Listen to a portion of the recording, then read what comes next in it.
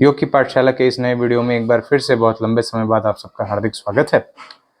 आज के इस वीडियो में हम हठ प्रदीपिका के पहले चैप्टर का पहला पार्ट डिस्कस करने जा रहे हैं। हठ प्रदीपिका के पहले चैप्टर को हम लोग 3 पार्ट्स में डिवाइड करेंगे। ये पार्ट जो हम अभी करने जा रहे हैं, ये पार्ट पहला पार्ट। इसमें हम लोग सबसे पहले ये डिसाइड करेंगे कि इस किताब को लिखने का पर्पस क्या था, उद्देश्य क्या था। उसके बाद इसमें टेस्टिमोनी की हठ योग के अभ्यास से किनको क्या बेनिफिट्स हुए हैं। उसके बाद फिर प्रीरेक्विसाइट्स यानी कि हठ योग अभ्यास हठ प्रदीपिका के अनुसार शुरू करने से पहले किन किन बातों का ध्यान रखना चाहिए। तो सबसे पहले तो पर्पस। किसी भी काम को शुरू करने से पहले हम पर्पस तैयार करते हैं कि हमें काम क्यों कर रहे हैं। तो उस क्यों के उत्तर के लिए सबसे पहले स्वात्माराम ने लिखा कि केवलम राजयोग या हठ विद्योपदिश्यते, यानी केवल राजयोग की सिद्धि हेतु मैं हठ योग की बात कर रहा हूँ। तो उसके बाद फिर और भी उसके बाद जो अगला श्लोक है चैप्टर 1 का जो तीसरा श्लोक है, जो ये कहता है कि इससे रिलेटेड बहुत सारी भ्रांतियां मौजूद हैं कि हठ योग में ये होता है वो होता है, तो उन भ्रांतियों को दूर करने के लिए भी ये किताब लिखी गई है। इसके बाद ये हमारा इस किताब को लिखने का पर्पस है। सबसे पहला पर्पस क्या है, राजयोग के लिए। दूसरा पर्पस क्या है, जो भ्रांतियां मौजूद हैं भ्रांतियों को खत्म करने के लिए। अब आता है टेस्टिमोनी। टेस्टिमोनी का मतलब किसी ने किसी अभ्यास को किया, किसी ने किसी प्रोडक्ट को यूज़ किया, कोई सर्विस को यूज़ किया, वो उसको अच्छा लगा बुरा लगा, उसने अपने कमेंट दिए। तो हठ योग प्रदीपिका की टेस्टिमोनी नहीं है, हठ योग की टेस्टिमोनी है। और इस किताब में कहा गया है कि जब ऐसे कोई मतलब जब हठ योग करते हैं तो खंडे अथवा कालखंडम ब्रह्मांडे विचरंती थे, यानी वो लोग कभी भी मरते नहीं हैं। उनका शरीर भले निपट जाए, ध्वस्त हो जाए, लेकिन वो लोग जीवित रहते हैं, उनकी आत्मा विचरती रहती है, कभी भी वो लोग रीइंकारनेट कर सकते हैं। तो उसमें ऐसे 31 लोगों का नाम लिया गया है इस किताब में, जो कैवल्य धाम द्वारा पब्लिश प्रति है। मैं उसका रेफरेंस देके बोल रहा हूँ कि 31 लोगों का नाम इसमें लिया गया है। अब अगली बात है प्री रिक्विसाइट्स। प्री रिक्विसाइट्स का मतलब हठ योग अभ्यास शुरू करने से पहले क्या क्या करना चाहिए। तो सबसे पहली बात तो ये कही गई है, बात नंबर 1, कि आपको अपनी इस प्रैक्टिस को गोपनीय रखना है, बहुत ज़्यादा पब्लिक नहीं करना है। पब्लिक करेंगे तो करने का कोई विशेष लाभ होगा नहीं। ठीक है, हठ विद्या परम गोप्याम योगी नाम सिद्धिमिच्छताम। अगर आप इसको लोगों को दिखाने लगते हैं तो निर्वीर्य हो जाता है, और अगर नहीं दिखाते हैं, गोपनीय रखते हैं, तो उसका लाभ प्राप्त होता है। अब इसके बाद क्या है कि इसके बाद कहा गया था कि हठ योग अभ्यास करने के लिए मठ, मिताहार, साधक बाधक तत्व और यम और नियम, ये कुछ चीज़ें ऐसी हैं जिनके बारे में इस किताब में मेंशन आता है। तो सबसे पहले जो बात हम करने जा रहे हैं वो मठ की बात करने जा रहे हैं। मठ का मतलब बेसिकली लैंड है। लैंड मतलब वो जगह, वो जहाँ पे आप हठ योग अभ्यास कर सकें।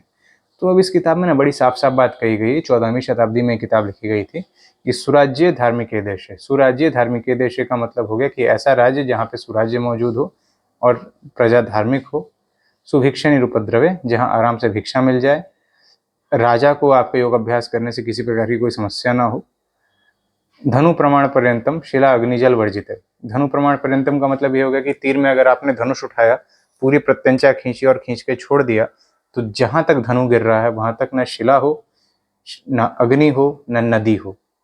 शिला होगी, लैंडस्लाइड होगा, आप साधना कर रहे हैं, आप खुद को बचाएंगे, साधना भंग होगी। ठीक है, कभी आप साधना में हैं, रात में सो रहे हैं, लैंडस्लाइड हुआ, कुटिया टूट गई, मृत्यु हो गई, सारी साधना धरी की धरी रह गई। शिला अग्नि, अग्नि का मतलब ये हो गया कि बहुत ज़्यादा गर्मी ना पड़ती हो, या फिर इसका रिस्क ना हो, जंगल फायर का या फॉरेस्ट फायर का प्रॉब्लम ना हो कि बहुत ज़्यादा आग लग जाए, कभी वो सारी दिक्कतें ना आए। जल, जल की बात इसलिए कही गई है क्योंकि अगर नदी बह रही है तो नदी बहने के कारण अगर कभी उसमें बहुत ज़्यादा पानी हो गया, नदी उफान पे आ गई, बाढ़ आ गई, आप साधना में लीन हैं, बाढ़ आई, बाढ़ आने के कारण आपका पूरा का पूरा साधना डिस्टर्ब हो गया, खाने पीने का कंसर्न नहीं रहा, कुटिया बह गई, आपने जैसे तैसे अपनी जान बचाई, तो साधना में विघ्न आ गया ना। तो इसलिए शिलाग्नि जल वर्जित है। ये आपका मठ का कंसेप्ट है, गोपनीयता का कंसेप्ट है। इसके बाद आते हैं कुटिया के ऊपर। कुटिया के बारे में लिखा गया अल्पद्वारम, उसका द्वार छोटा होना चाहिए, ना बहुत ऊंचा होना चाहिए, ना बहुत नीचा होना चाहिए। उसके बाद गोबर से वो लिपा हुआ होना चाहिए, कुश होना चाहिए। इस तरह से आपकी छोटी सी कुटिया होनी चाहिए जो कि कंफर्टेबल होनी चाहिए। ऐसा नहीं होना चाहिए कि वो डिसकंफर्टेबल हो। आपको साधना में किसी प्रकार का डिस्कम्फर्ट नहीं होना चाहिए। तो ये सारी बातें इस किताब में कही गई हैं हाइजीनिक होना चाहिए, कोई छोटे मोटे कीड़े नहीं होने चाहिए। ये सब रहेंगे तो साधना को डिस्टर्ब करेंगे, तो ये प्रॉब्लम आती है। अब कुटिया की बात हो गई। कुटिया की बात पूरी होने के बाद हम साधक तत्व के बारे में बात करेंगे। साधक तत्व के बारे में ये कहा गया है कि उत्साह साहसा धैर्य तत्व ज्ञानश्च निश्चयात् जन संग परित्याग षड्वीर योग प्रसिद्ध थी। इसका मतलब ये होता है कि उत्साह होना चाहिए, साहस होना चाहिए, धैर्य होना चाहिए, तत्व ज्ञान होना चाहिए, निश्चय होना चाहिए और जनसंघ का परित्याग करना चाहिए। यार इन बातों को ना, ये बातें प्रैक्टिकल लाइफ में भी बड़ी एप्लीकेबल हैं। उत्साह, किसी भी चीज़ को करने का ना आप में एक एंथुजियाज्म होना चाहिए। मोटिवेशन की बात नहीं कर रहा हूँ, एंथुजियाज्म होना चाहिए, भाई काम तो हमें करना है। साहस, साहस का मतलब होता है ब्रेवरी। कोई भी चैलेंज आएगा, वी विल फेस इट, ठीक है, हम उसको मीट करेंगे, हम उसको मिलेंगे, हम उसको निपटाएंगे।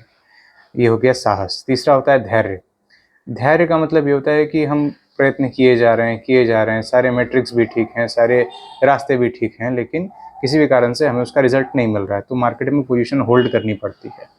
मार्केट में पोजीशन होल्ड करना बिजनेस का टर्म है, लेकिन स्टिल मैं कहूँगा कि आपको खुद को उस जगह पे खड़े रहने देना होता है, अपने एफर्ट को चलते रहने देना होता है, तब उसका रिजल्ट आता है। तत्व ज्ञान, तत्व ज्ञान का मतलब एक बार मैं एक जगह पढ़ रहा था कि ये संसार क्षणभंगुर है, यानी तिल भर में ही आदमी बदल जाता है, चीज़ें चेंज हो जाती हैं, एक बार में चीज़ें फट जाती हैं। उसके बाद फिर जनसंघ परित्याग। जनसंघ परित्याग का मतलब उन लोगों से दूर रहें जो आपकी साधना में विघ्न डालते हैं। ऐसा नहीं है कि दूर दराज चले जाइए, वो सब तो बात की चीज़ है। साधना में जो विघ्न डालें उनसे दूर रहें। उसके बाद क्या है, अत्याहार प्रयासश्च प्रजल्पो नियमग्रह जनसंघश्च लौल्यम च षड्वीर्योग विनश्यति। यानी कि बहुत ज़्यादा खाना खाना, बहुत ज़्यादा प्रयास करना, बहुत ज़्यादा प्रयास करके थक जाओगे, बहुत खाना खा के वॉमिट कर दोगे, बहुत ज़्यादा बकवास करना, प्रजल्प करते रहना, इधर उधर की बातें करना। उसके बाद है नियमों का बहुत ज़्यादा स्ट्रिक्ट रहना। नहीं, नियमों का बहुत ज़्यादा स्ट्रिक्ट रहने का कोई विशेष लाभ नहीं है। आप यदि नियम फॉलो करते भी हैं तो भी इतने ही नियम फॉलो करें जो आपके लिए यूज़फुल हों। मतलब कहीं अगर आपको लगता है कि इस नियम को थोड़ा ट्वीक कर देना चाहिए, थोड़ा सा इससे डेविएट कर देना चाहिए, तो नियम से थोड़ा ही हटिए। इसका मतलब ये नहीं कि पूरी तरह हट जाइए। नियम क्या फॉलो करना है, नहीं करना है, आहार वगैरह की बातें आगे कही गई, उसका ध्यान रखें, ठीक है। जनसंघर्ष लौल्यम छ। जनसंघर्ष का मतलब कि बहुत सारे लोगों के बीच में रहना, बहुत सारी बातें करना, दिमाग खराब करना, ये सब ना करें, इससे आपकी साधना भंग होती है। साधक तत्व और बाधक तत्व की बात हो गई। अब जो अंतिम टॉपिक है इस वीडियो का वो है यम और नियम। हठ प्रदीपिका में भी यम की बात कही गई है। तो यम है अहिंसा सत्यम अस्तेयम ब्रह्मचर्य क्षमा धृति दया आर्जवम मीताहार शौचम चैव यमादश। यानी जो सारी चीज़ें पतंजलि योग सूत्र में कही गई हैं उसी में कुछ कंपोनेंट ऐड कर दिए गए। अहिंसा, सत्य, अस्तेय, ब्रह्मचर्य, क्षमा, धृति। क्षमा का मतलब ये अहिंसा, सत्य, अस्तेय, ब्रह्मचर्य, ये सब तो आप जानते ही हैं। अपरिग्रह की बात भी इसमें बताई गई है। क्षमा का मतलब होता है कि माफ़ कर देना। धृति का मतलब होता है इंटेलिजेंस, ठीक है। दया का मतलब होता है सामने वाले पे आप ये करें, क्या बोलते हैं कि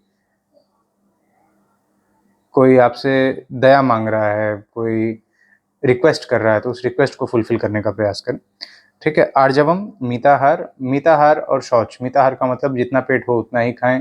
शौच का मतलब सफाई रखें। ये सारी चीज़ें यम में आ जाती हैं। उसके बाद आते हैं तप संतोष आधिक्यम, जो कि नियम के कंपोनेंट हैं। तप संतोष आस्तिक्यम दानम ईश्वर पूजनम, ठीक है। सिद्धांत वाक्य श्रवणम ह्रीमति च तपोहुतम। इसका मतलब ये हो जाता है कि आप तपस्या करें, यानी कि जो भी प्राप्त करना है उसके लिए खूब एफर्ट करें। संतोष रखें, जो तपस्या का रिजल्ट मिल रहा है उन सारी चीज़ों को ध्यान में रखें। आस्तिक्यम रखें कि अपने कार्य पे फोकस करें, बहुत ज़्यादा इधर उधर ना करें। दान करें, दान मतलब जो भी आपकी आवश्यकता से अधिक है उसका दान करें। ईश्वर पूजनम, ईश्वर का पूजन अवश्य कीजिए। उसके बाद है सिद्धांत वाक्य श्रवणम। सिद्धांत वाक्य श्रवणम का मतलब ये होता है कि जो भी सिद्धांत कहे गए हैं योग के, उनकी जो आपने स्टडी की है उसको नियमित तौर पे सुनिए और सुन के ये चीज़ों को आगे बढ़ते रहिए, अपनी साधना में संलिप्त रहिए ताकि आपको लाभ हो। अब इसी के साथ चूंकि 10 मिनट बीत चुके हैं और इन फर्स्ट पार्ट को हमने कवर कर लिया है, सारे के सारे एलिमेंट्स हम जान चुके हैं। इसको हमने एक ब्रीफ में स्टडी की। इस ब्रीफ स्टडी में आपको कैसा लगा कमेंट सेक्शन में लिख के ज़रूर बताएं। अगर आपको लगता है कि आपका ये वीडियो आपके कुछ लाभार्थियों तक यूज़फुल हो सकता है तो उनके बीच शेयर करें। बहुत बहुत धन्यवाद।